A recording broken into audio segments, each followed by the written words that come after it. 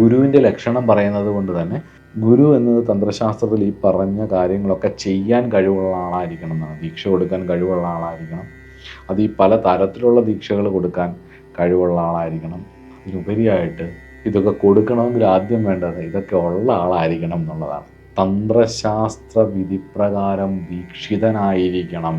തന്ത്രശാസ്ത്ര ആചരണങ്ങൾ ചെയ്തിരിക്കുന്ന ആളായിരിക്കണം. ഉപാസനാ പഞ്ചകങ്ങളിലൊക്കെ പറയുന്ന അല്ലെങ്കിൽ ഉപാസന അനുഷ്ഠാനങ്ങളിൽ പറയുന്ന പല വിഷയങ്ങളും, പ്രത്യേകിച്ചും പുരശ്ചരണങ്ങൾ പലതരത്തിൽ ആവർത്തിക്കണം. പുരശ്ചരണം എന്ന് പറഞ്ഞു കഴിഞ്ഞാൽ റിപ്പീറ്റേഷൻ ഓഫ് മന്ത്ര, പിന്നെ അതിൻ്റെ 10 ഹോമിക്കുക, തർപ്പിക്കുക, ബ്രാഹ്മണ ഭോജനം നടത്തുക, അങ്ങനെ നിരവധി വിഷയങ്ങളുണ്ട് തന്ത്രശാസ്ത്രത്തിൽ. ഇതൊക്കെ പല ആവർത്തി ചെയ്തിട്ടുള്ള ആളായിരിക്കണം എന്നുള്ളതാണ് നിയമം. ഇതൊക്കെ ചെയ്ത ആളിന് മാത്രമേ തന്ത്രശാസ്ത്ര വിധി പ്രകാരമുള്ള ദീക്ഷ കൊടുക്കാൻ അർഹതയുള്ളൂ എന്നുള്ളതാണ് ഒന്നാമത്തെ നിയമം. ഇതാണ് ബേസിക് ക്വാളിറ്റി. തന്ത്രശാസ്ത്രത്തിൽ ദീക്ഷ കൊടുക്കണമെങ്കിൽ അയാൾ താന്ത്രികനായിരിക്കണം എന്നുള്ളതാണ് ഒന്ന്.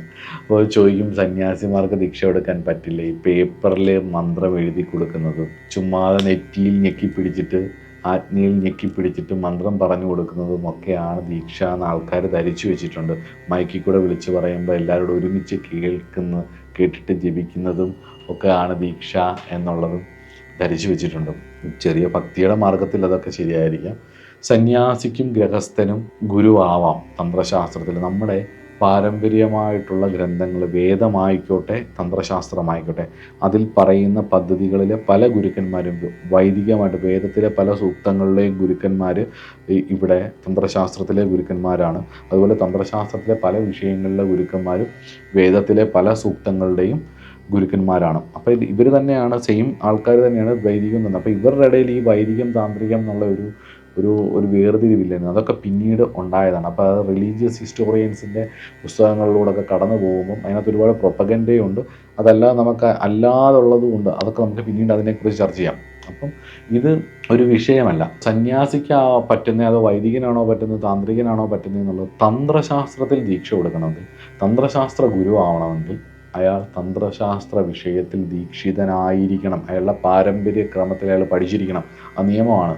ശ്രീരാമകൃഷ്ണ പരമഹംസർ പരമഹംസ സമ്പ്രദായത്തിൽ അദ്ദേഹം സന്യാസിയാണ്. അദ്ദേഹം ദീക്ഷ കൊടുത്തിട്ടുണ്ട്.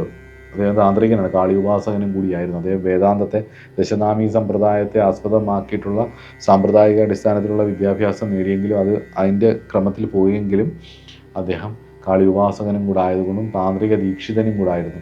അതുപോലെ തന്നെ സ്വാമി ശിവാനന്ദ പരമ്പരയിൽ ഒരുപാട് പേര് വേദാന്തം മാത്രമല്ല അദ്ദേഹത്തിൻ്റെ ശിഷ്യരായിട്ടുള്ള ഒരുപാട് താന്ത്രികരുണ്ട്. അപ്പോൾ സന്യാസി ആണെങ്കിലും അദ്ദേഹം തന്ത്രസമ്പ്രദായത്തിലെ ദീക്ഷിതനാണെങ്കിൽ അദ്ദേഹത്തിന് ഗുരുവാവാം. അദ്ദേഹം അതിൻ്റെ അനുഭവങ്ങളൊക്കെ ഈ വഴികളിലൂടെയൊക്കെ കടന്നുപോയാൽ അദ്ദേഹം അതുപോലെ തന്നെ ഗൃഹസ്ഥാശ്രമിക്കും ഗുരുവാവാം.